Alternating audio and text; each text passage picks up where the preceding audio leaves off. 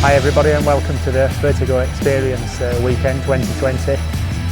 You know, we've been coming now for the last few years and announcing our riders and our lineup, and yeah, this year's pretty special. And we've had such a good year last year that we've increased all the team in all the categories, especially at World Championship level, and it's fantastic that Jaime Busta is continuing with us for another 2 years, and so he's like the head of the team.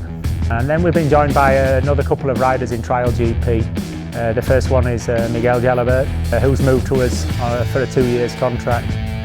He looks really great on the bike to start off with, so it's something that, you know, all the team's really looking forward to. And then from my side in UK, I've managed to take the British champion Jack Price. He's also going to ride in the Trial GP, so we've ended up with 3 of the top 10 on the Vertigo Trials team, so that's fantastic at in the top class.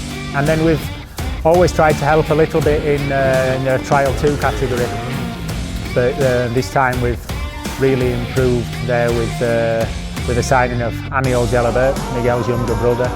Also we have Lorenzo Gandola again, who rode Italian rider who rode for us also last year, and a new rider, a very promising rider, together with the Jitsi team, which I've worked with for a while, with Hugo de Prez. He's young and he's very small, but he's definitely something to look out for the future. So as it's proven through all the categories, we've got a nice young team.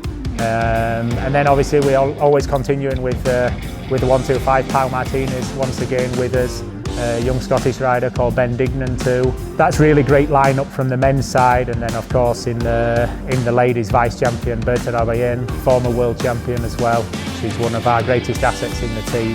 Yeah, let's hope that she pushes for a couple of victories this year in the World Championship and causes a few surprises. She's going to ride the Scottish 6 days for us as well, which will be a fantastic experience.